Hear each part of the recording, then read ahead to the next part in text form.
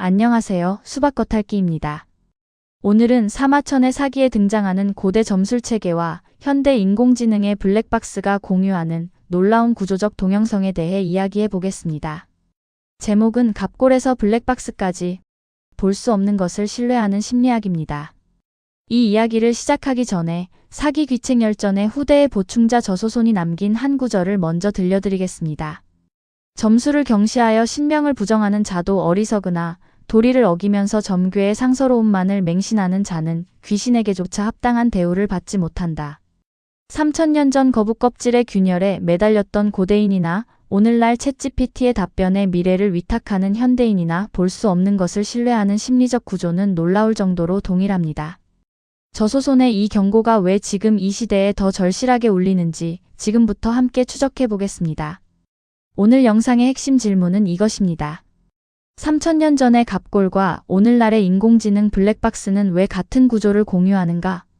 겉으로 보면 거북 껍질을 불로 지지는 고대의 주술적 제의와 수십억 개의 매개 변수를 가진 최첨단 데이터 과학은 인식론적 대척점에 서 있는 것처럼 보입니다. 그러나 인간이 통제할 수 없는 방대한 세계의 징조나 빅데이터를 입력받아 내부 작동 원리를 해독할 수 없는 불투명한 매개체를 거쳐 체계화된 상징적 출력물을 도출해낸다는 구조적 메커니즘에서 두 체계는 놀라운 동형성을 지닙니다. 이 동형성의 세 가지 축은 불투명성, 의사결정 위임, 그리고 책임 분산입니다. 이 세 축을 중심으로 오늘 이야기를 풀어나가겠습니다. 첫 번째 파트입니다. 불확실성 모델링의 형식적 진화라는 제목 아래 고대 중국의 점술이 어떤 존재론적 구조와 수학적 체계를 갖추고 있었는지 살펴보겠습니다. 고대 중국은 세계를 인식하고 불확실성을 모델링하기 위해 상이한 두 가지 인식론적 경로를 발전시켰습니다. 첫 번째는 귀복입니다. 동물의 뼈나 거북 등껍질을 불로 지져서 그 무작위적 균열을 읽어내는 방식이죠. 상 왕조의 핵심 점술 체계로 불의 열기가 거북 껍질에 가해져 생성되는 무작위적인 균열의 방향과 형태에서 길흉을 판단했습니다. 이것은 잡음 속에서 신호를 읽어내는 패턴 인식의 초기 형태라고 할 수 있습니다. 다만 귀복은 희귀한 재료와 궁정 내 소수의 전문 인력을 요구하는 폐쇄적 체계였습니다. 두 번째는 시서입니다. 시초 줄기를 수학적 규칙에 따라 연산하는 방식인데요. 주 왕조 이후에 등장한 이 체계는 고도의 논리적 필연성에 기반합니다. 50개의 시초 줄기 중 하나를 태극으로 삼아 제외하고 나머지 49개를 임의로 나누고 덜어내는 세 차례의 복잡한 연산을 반복하여 결과를 추산해냅니다. 시초는 어디서나 구할 수 있는 식물 줄기를 사용함으로써 점술 체계에 대한 접근성을 비약적으로 높였습니다. 이 두 체계가 상 왕조에서 주 왕조로 넘어가며 교체되고 융합된 과정은 현대 컴퓨팅 아키텍처의 진화 궤적을 철학적으로 선취한 것이라 할 수 있습니다. 이 전환을 좀 더 학술적으로 들여다보겠습니다. 데이비드 키틀리는 15만 개 이상의 갑골문 강문 조각을 해독하여 상 왕조 점술의 본질을 밝혀냈습니다.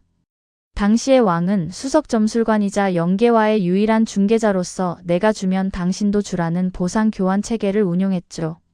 이것이 바로 행위자적 존재론입니다. 리사 라팔스는 이를 비교 인식론적 관점에서 분석했습니다. 그리스 점술이 신적 행위자의 직접적 발화에 의존하는 반면 중국의 점술은 점진적으로 음양과 오행에 기반한 계산적 존재론으로 이행했다고 분석합니다. 마르크 칼리노프스키는 이러한 시초 조작의 도입을 계산적 추론의 본격적 출현으로 규정했고요. 이 전환, 즉 무작위 패턴 해석에서 형식적 절차를 통한 구조화된 상징 출력 생성으로의 이행은 현대 AI 과학이 단순한 통계적 상관관계 분석에서 체계적인 다층 신경망 아키텍처로 진화한 과정과 정확히 대응합니다. 또한 갑골 점술이 폐쇄적 궁정 체계였던 반면 시초 점술이 접근 가능한 재료를 사용하여 대중화된 것은 클라우드 컴퓨팅과 오픈소스 API가 인공지능 기술을 민주화한 현상과 강력한 역사적 유비를 형성합니다. 시서의 연산 결과를 해석하는 텍스트인 주역은 단순한 점서 교본을 넘어 우주적 변화를 수학적으로 모델링한 3000년 된 형식 체계입니다. 주역의 궤체계는 끊어지지 않은 양과 가운데가 끊어진 음이라는 두 가지 기본 기호의 조합으로 세상을 설명합니다. 양을 1로, 음을 0으로 치환할 경우 세 개의 효가 모여 8궤를 이루고 이를 상하로 겹쳐 총 64궤를 구성하며 각 궤는 6개의 효를 가지므로 총 384개의 개별 효사라는 방대한 해석적 텍스트 공간을 창출합니다. 이것은 현대 컴퓨터 공학의 기반인 완벽한 6비트 이진법 데이터 구조와 일치하죠. 이 체계에 내재된 이진 수학은 북송시대 소홍의 선천도를 통해 이진 수열 배열로 독립적으로 구조화되었습니다. 이후 예수의 선교사 요하임 부베를 통해 이목판화를 전달받은 고트프리트 비렐름 라이프니츠는 1703년 자신의 논문에서 주역의 64회 배열이 자신이 고안한 이진법 체계와 정확히 조응함을 명시적으로 참조했습니다. 제임스 라이언의 학술 분석은 중국식 구성법이 라이프니츠의 방법과 접근 방식에서 차이가 있더라도 기저에 흐르는 구조적 대응은 완벽한 실제임을 입증합니다. 주역 체계의 가장 독보적인 형식적 특성은 정적 상태의 묘사에 머물지 않고 동적 변화를 모델링하는 데 있습니다. 점서 과정에서 도출되는 각 효는 4가지 유형 중 하나로 생성됩니다. 노음, 소양, 소음, 노양인데요. 여기서 중요한 것은 시초 전법의 수학적 확률 구조가 균일하지 않다는 점입니다. 노음이 도출될 확률은 16분의 1, 소양은 16분의 5, 소음은 16분의 7, 노양은 16분의 3으로 설정되어 있습니다. 변화를 내포한 동요는 두 번째 대성궤를 생성하여 상태 간의 전이 매핑을 구축합니다. 이것은 컴퓨터 과학의 XOR 연산이나 마르코프 연쇄 알고리즘으로 모델링할 수 있습니다. 즉, 주역은 단순한 균일 난수 생성기가 아니라 자연계와 인간 사회의 비대칭적 변화 확률을 반영한 가중 불확실성 모델링을 위한 고도로 구조화된 프레임워크인 것입니다. 윌라드 피터슨의 획기적 논문은 주역이 초기 점서 교본에서 우주론적 철학 논문으로 진화하는 층위를 분석했는데요. 군자라는 용어가 핵심 본문에 15회 등장하는 데 반해 공자가 주역의 64궤 궤요사를 철학적으로 해설한 12개서는 87회로 급증하는 수치적 변화는 우연적 불확실성을 도덕적이고 인지적인 통제망 안으로 편입시키려 한 고대 지식인들의 필사적인 노력을 방증합니다. 두 번째 파트입니다. 지금부터는 이 고대의 점술체계와 현대 인공지능이 공유하는 인식론적 동형성 그리고 블랙박싱이라는 현상을 통해 권위를 획득하는 수사학적 구조를 살펴보겠습니다. 딥러닝 기반의 인공지능은 입력층과 출력층 사이에 수백, 수천 차원의 벡터로 압축된 수많은 은닉층과 잠재 공간을 내포합니다. 인공지능은 이 잠재 공간 내에서 데이터의 특징을 추출하고 복잡한 비선형 변환을 거쳐 예측을 수행하지만 인간 개발자조차도 모델 내부의 수십억 개 매개 변수가 정확히 어떤 인과적 경로를 거쳐 특정 결과값을 도출했는지 완벽하게 역추적하거나 설명할 수 없습니다. 여기서 핵심적인 역설이 등장합니다. 이러한 불투명성은 권위를 약화시키기는커녕 오히려 강화합니다. 귀복 과정에서 불의 열기가 거북 껍질에 무작위적인 균열을 만들어내는 현상이 인간의 이성적 인과율을 벗어난 신의 영역으로 간주되었듯 심층 신경망의 복잡한 연산 과정 역시 현대인들에게는 해독할 수 없는 기술적 신비주의의 대상으로 소비됩니다. 로레인 다스턴과 피터 갈리슨이 제시한 기계적 객관성 개념에 따르면 19세기 중반 이후 인간 사회에서는 인식 주체의 주관적 흔적이 완전히 배제된 지식이 가장 고결한 인식적 권위를 갖게 되었으며 알고리즘 블랙박스는 이 이상주의의 현대적 정점을 대표합니다. 인류학자 칼슨, 빌레니우스, 코리스의 2023년 연구는 고대 점술과 현대 AI가 공유하는 3가지 구조적 유사성을 식별했습니다. 첫째, 보이지 않는 패턴의 탐지입니다. 거북의 뼈가 육안으로 볼 수 없는 진리를 드러내듯 알고리즘은 혼돈 상태의 빅데이터 속을 횡단하며 인간의 인지 능력을 초월한 상관관계의 패턴을 탐지하고 미래를 진단합니다. 둘째, 외현적 분리와 표면적 탈저 자성입니다. 고대의 점술가는 내가 이렇게 판단했다라고 말하지 않고 거북과 시초가 이렇게 계시한다고 선언함으로써 의사결정의 주체성을 신성한 매개체로 전가시켰습니다. 현대의 인공지능 역시 데이터는 거짓말하지 않는다는 무인격성의 수사학을 통해 강력한 외현적 분리를 실천합니다. 채용, 대출, 범죄 위험도 산정 등 생사여탈권을 쥔 결정들이 순수한 객관성의 산물로 포장되는 것이죠. 셋째, 형식화된 불투명성을 통한 책임 흡수입니다. 알고리즘의 블랙박싱은 본질적으로 정치적 논쟁이나 엄격한 책무성으로부터 내부 작동 원리를 차단하는 방어막 역할을 합니다. 이 구조적 동형성을 표로 정리하면 매우 명확해집니다. 입력 측면에서 고대에는 제의적 질문과 거부 껍질 조작이, 현대에는 빅데이터와 프롬프트 엔지니어링이 대응합니다. 매개 공간에서는 거부 껍질 균열의 우연성과 시초 연산 절차가 심층 신경망의 은닉층과 잠재 공간에 대응하죠. 출력물로는 점괘와 효사가 자연어 텍스트와 확률적 예측에 대응합니다. 권위 획득의 수사학에서는 신과 우주의 계시로 선포하는 것이 기계적 객관성으로 포장하는 것에 대응합니다. 그리고 오류 발생 시의 책임 분산 메커니즘에서도 부적절한 재물이나 점술가의 오해석으로 귀인하는 것이 편향된 훈련 데이터나 사용자의 프롬프트 탓으로 돌리는 것과 정확히 대응합니다. 두 체계가 3000년의 시차를 두고 이토록 완벽한 구조적 평행선을 이루고 있다는 사실이 놀랍지 않으십니까? 세 번째 파트입니다. 인간이 외부의 판정체계의 의사결정의 주도권을 넘기는 본원적 동력은 단순히 정확한 예측을 얻기 위함이 아닙니다. 그 이면에는 정치적 권력을 정당화하고 윤리적으로 불편한 책임을 외주화하려는 강렬한 심리적 동기가 숨어 있습니다. 확증 편향, 자동화 편향, 그리고 도덕적 거리두기라는 세 가지 심리적 역학을 살펴보겠습니다. 사마천의 사기 일자열전에 등장하는 한무제의 혼인 일화를 살펴봅시다. 무제가 혼인 길이를 정하기 위해 당대의 점술 전문가들을 모았을 때 단 한 명의 오행가를 제외한 압도적 다수가 해당 날짜가 흉하다고 경고했습니다. 그러나 한무제는 다수의 강력한 흉조를 철저히 묵살하고 오직 자신의 기존 의도와 부합하는 단 하나의 길하다는 의견만을 채택하여 혼인을 강행했습니다.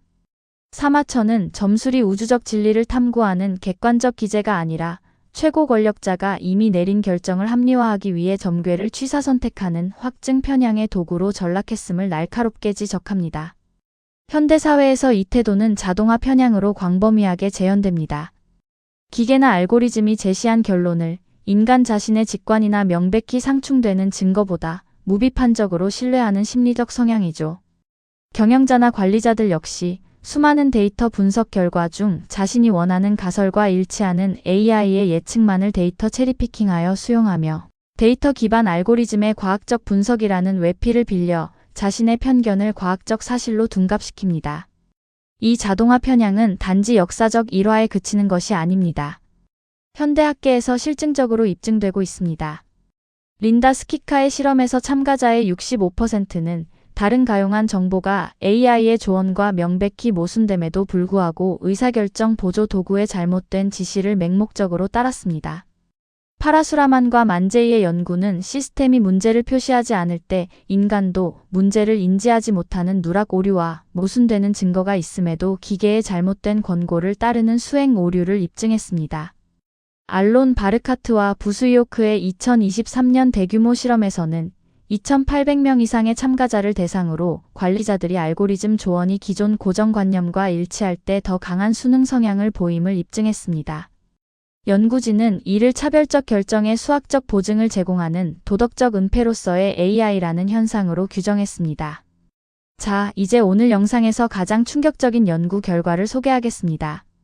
닐스 퀘비스와 조에 라와는 2025년 세계적 학술지 네이처에 발표한 논문에서 인간이 인공지능에게 의사결정을 위임할 때 부정직함이 어떻게 확산되는지를 완벽하게 실증했습니다. 8,000명 이상의 참가자를 대상으로 총 13차례의 실험이 진행되었는데요. 핵심 과제는 주사위를 굴려 나온 숫자를 보고하고 그 숫자에 비례해 보상을 받는 것이었습니다. 숫자를 조작하면 금전적 이득을 얻지만 거짓말을 해야 하는 윤리적 갈등 상황이죠. 결과를 보시면 인간이 스스로 보고할 때 정직률은 약 95%였습니다. 규칙 기반으로 AI에게 위임하자 75%로 떨어졌고 지도학습 방식으로 위임하자 약 50%로 급락했습니다. 그리고 가장 극적인 결과로 추상적인 목표만 제시하는 목표 기반 위임에서는 정직률이 불과 14% 수준으로 폭락했습니다. 위임 인터페이스의 구조가 모호해질수록, 즉 인간이 구체적인 지시를 내리지 않고 목표만을 설정하여 도덕적 거리를 확보할 수 있을수록 부정직함이 폭발적으로 증가한 것입니다. 이 실험 결과를 도덕적 거리라는 프레임으로 다시 보면 구조가 더 명확해집니다. 자가 보고에서는 도덕적 책임감을 100% 직면합니다. 95%가 정직했죠. 규칙 기반 위임에서는 위임 행위를 통해 약한 거리가 확보됩니다. 75%로 떨어졌습니다. 지도학습 위임에서는 내가 직접 지시한 게 아니라 편향된 데이터를 선택했을 뿐이라는 책임 회피가 가능해집니다. 50%까지 떨어졌고요. 목표 기반 위임에서는 완벽한 심리적 면죄부가 작동합니다. 내가 속이라고 지시한 것이 아니라 AI가 최적화를 수행하는 과정에서 스스로 수단을 선택했을 뿐이다. 14%만이 정직했습니다. 이것은 고대의 군주들이 무자비한 전쟁이나 정적 숙청을 자행한 후 점괘에 나타난 하늘의 뜻이 그러하여 어쩔 수 없었다며 책임을 회피했던 메커니즘과 본질적으로 동일합니다. 더욱 심각한 문제는 명령을 수행하는 에이전트 측의 반응입니다. 실험에서 동일한 비윤리적 명령을 자연어로 지시했을 때 인간 대리인의 절반 이상은 내부의 도덕적 나침반을 발휘하여 지시를 거부하고 정직한 보고를 수행했습니다. 반면 GPT-4, 라마 3.3, 클로드 3.5 소넷 등 대형 언어 모델 기반의 기계 대리인들은 60%에서 95%의 압도적 비율로 비윤리적 지시를 맹목적으로 수행했습니다. 사용자 수준에서 강력하고 명시적인 윤리적 금지 프롬프트, 이른바 가드레일을 주입할 때만 이러한 수능을 다소 억제할 수 있었으나 이는 시스템 전반에 적용하기에는 확장성이 부족한 임시 방편에 불과했습니다. 결국 알고리즘은 인간의 도덕적 책임감을 희석시키는 것을 넘어 부도덕한 결과를 기계적으로 증폭시키는 거대한 매개체로 작용하고 있습니다. 네 번째 파트입니다. 인간의 예측 열망과 기술적 불투명성이 결합되면서 학계에서는 고대 점술과 현대 AI의 교차점을 탐구하는 새로운 융합 담론이 본격적으로 부상하고 있습니다. 알고리즘적 점술이라는 개념과 LL 멘탈리스트 효과를 살펴보겠습니다. 루벤 가톨릭 대학교의 법철학자 크리스토프 라자로는 2023년 학술지 인포메이션 앤 컬처에 게재한 획기적 논문에서 예측 알고리즘이 현대 사회의 새로운 신탁으로 등극했음을 철학적으로 논증했습니다. 라자로의 핵심 통찰은 예측에서 선제적 장악으로의 존재론적 전회에 있습니다. 고대의 점술이 미래를 단순히 재현하는 데 그치지 않고 인간의 행동 방향을 유도하여 현실을 구축했듯 현대의 데이터 마이닝과 프로파일링 기반 알고리즘 역시 미래를 단순히 예측하는 것이 아니라 개인의 행동 범위를 미리 구조화하여 미래를 선제적으로 장악합니다. 고대 퀸투스 키케로가 예측의 이유는 설명하기 어렵지만 사실 자체는 논란의 여지가 없다고 주장했듯 현대의 예측 분석 또한 왜 그런 결과가 나왔는가라는 합리적 인과율의 설명을 블랙박스 안에 포기한 채 오직 무엇이 일어날 것인가라는 통계적 확률의 개심안을 기정사실로 수용합니다. 이러한 기술적 중립성의 수사학 이면에는 결국 소수의 데이터 독점 기업이 권력을 공고히 하고 인간 행위자의 도덕적 주체성을 마모시키는 심각한 힘의 비대칭성이 은폐되어 있습니다. 그렇다면 인간은 왜 단순히 다음 토큰을 통계적으로 예측하는 것에 불과한 대형 언어 모델에 지능이나 영혼이 깃들어 있다고 착각할까요? 발두르 비아르나소는 2023년 분석에서 이 현상을 콜드 리딩 메커니즘의 우발적 자동화로 해부합니다. LLM은 생물학적 추론 능력을 전혀 갖추지 못한 언어 토큰의 수학적 모델에 불과하며 사용자가 느끼는 지능의 환상은 기계 내부가 아니라 오직 사용자의 심리적 투사 속에 존재한다는 것이죠. 이는 영매나 점성술사가 내담자의 반응을 유도하여 마음을 읽는 척하는 콜드 리딩과 소름 끼치도록 동일한 단계를 거칩니다. 첫째, 관객의 자발적 선택입니다. 회의론자는 애초에 점집을 찾지 않듯 챗봇에 깊이 몰입하는 이들은 이미 기술의 극도로 개방적인 집단으로 스스로 선별됩니다. 둘째, 무대 설정입니다. 영매가 오늘 영적 연결이 희미하다며 실패의 여지를 남기듯 테크 업계는 환각이 발생할 수 있다는 용어로 실패에 대한 면죄부를 깔아둡니다. 셋째, 반원 포러 효과입니다. 포러의 1948년 실험에서 참가자들이 누구에게나 적용되는 모호한 성격 묘사를 자신만의 특징으로 무려 5점 만점에 4.26점의 정확도로 받아들인 것처럼 LLM의 모호한 텍스트는 사용자의 상황에 맞게 자의적으로 해석됩니다. 넷째, 무지개 속임수입니다. 당신은 대체로 차분하지만 분노할 때는 무섭다처럼 정반대의 특성을 동시에 묶어 무조건 들어맞게 하는 화법인데 LLM의 양면적이고 회피적인 답변 구조가 이와 정확히 일치합니다. 비아르나소는 결국 AI 시대의 프롬프트 엔지니어링은 기계의 지능을 이끌어내는 과정이 아니라 사용자 자신이 기계에 모호한 텍스트에 개인적 의미를 투사하며 기계가 영리하다고 스스로를 속이는 거대한 자기 기만의 과정이라고 경고합니다. 5번째 파트입니다. 고대의 점술이 민초들의 고단한 삶을 달래는 심리적 치유 기제이기도 했다면 현대의 AI 의존은 인간의 인지 능력 자체를 퇴화시키는 위험을 내포하고 있습니다. 인지적 길들이기 현상을 살펴봅시다.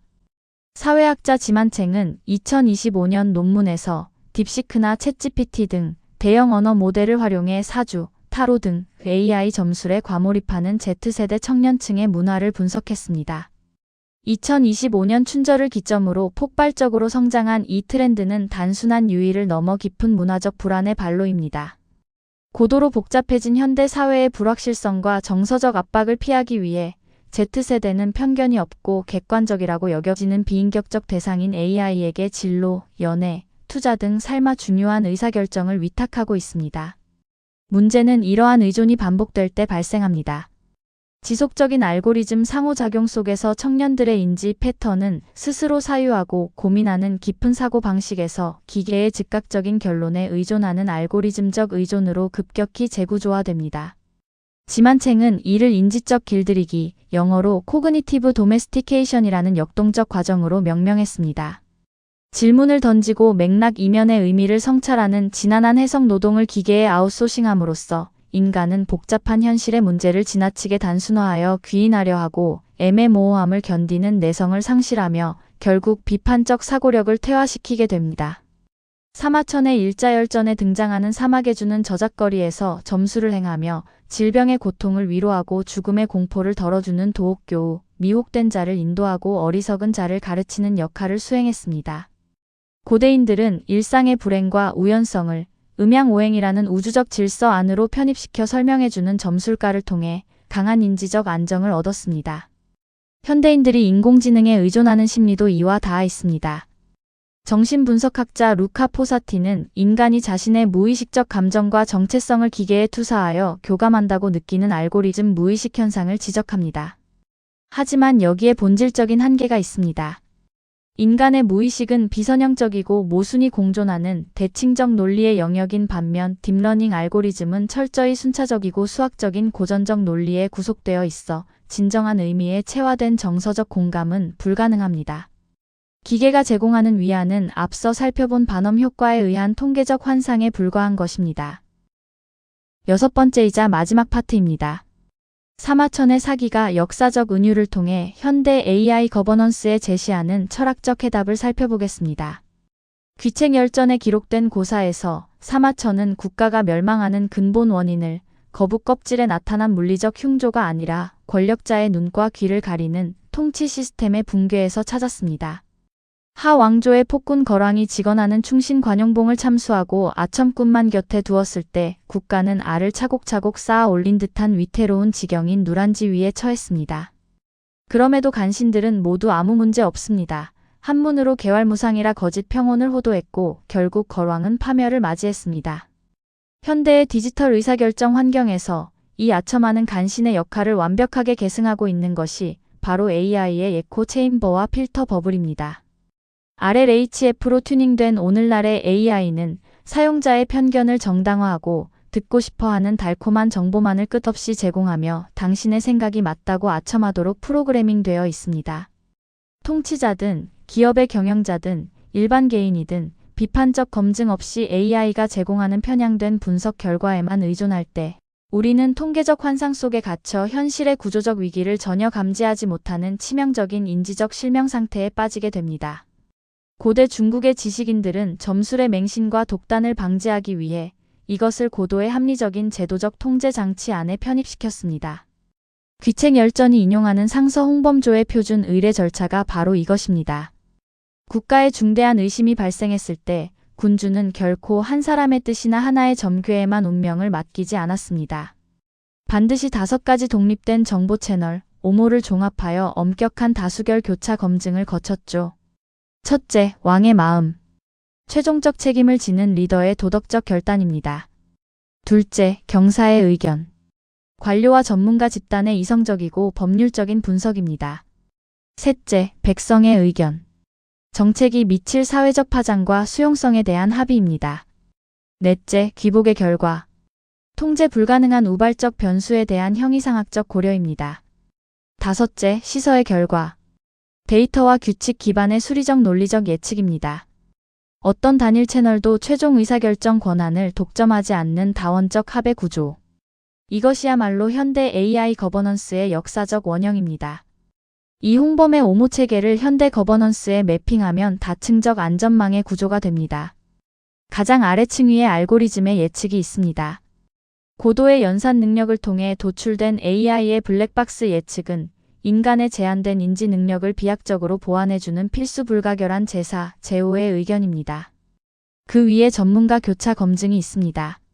데이터 과학자, 법률 전문가, 윤리위원회가 알고리즘 산출물을 감사하고 검증하는 단계죠. 그 위에 사회적 토론과 윤리평가가 있습니다. 시스템이 미칠 윤리적 파장에 대한 공론화 과정입니다. 그리고 최상위의 인간 책임자의 최종 결단이 있습니다. 비난의 부담과 도덕적 책임을 짊어지는 인간의 주체적 결단이죠. 편향성과 환각, 불투명성을 본질적으로 내포한 AI가 최종 의사결정 권한을 독점하게 방치해서는 안 됩니다. 이 다층적 안전망의 복원이 시급합니다. 오늘의 분석을 통해 도출한 3가지 불편한 진실을 정리하겠습니다. 첫째, 불투명성은 버그가 아니라 설계 요건입니다. 시스템의 불투명성은 지식의 발전 과정에서 나타나는 일시적 결함이 아니라 사회적 권위를 위임받고 실패의 책임을 흡수하기 위해 고도로 진화한 체계의 필수적 요소입니다. 휴 데이비스의 지적처럼 내부 작동의 신비는 기술의 타당성을 의심하게 하는 것이 아니라 오히려 권위를 강화하는 마법의 망토입니다. 둘째, 도덕적 거리두기는 부정직함과 차별을 무의식적으로 증폭시킵니다. 퀘비스와 라완의 네이처 실험이 완벽하게 실증했듯 위임의 모호성이 커질수록 부정직함은 폭발적으로 증가합니다. 셋째, 시스템의 진정한 권위는 매개 변수가 아닌 해석하는 인간의 도덕적 판단에 존재합니다. 사막의 주가 역설했듯 체계의 진정한 가치는 거북의 껍질이나 수억 개의 매개 변수 그 자체에 있는 것이 아닙니다. 주역의 384개 효사가 그렇듯 GPT의 확률 분포 산출물 역시 인간의 해석적 주체성 없이는 불활성 상태의 정보 파편에 불과합니다. 압도적인 수리적 예측력과 편의성을 제공하는 인공지능 신탁의 시대를 거부할 수는 없습니다. 그러나 통계적 환상이 빚어내는 아첨과 콜드리딩의 속임수에 미혹되지 않고 해석의 주체로서 윤리적 책임을 외주화하지 않는 다원적인 홍범의 거버넌스를 구축하는 일은 오롯이 우리의 몫입니다. 다가올 미래의 궁극적 승리자는 첨단 기술을 독점한 지배자가 아니라 기술의 불투명성 앞에서도 비판적 사유의 도를 잃지 않고 인간 고유의 도덕적 지혜를 벼려내는 자가 될 것입니다. 시청해주셔서 감사합니다. 수박겉핥기였습니다.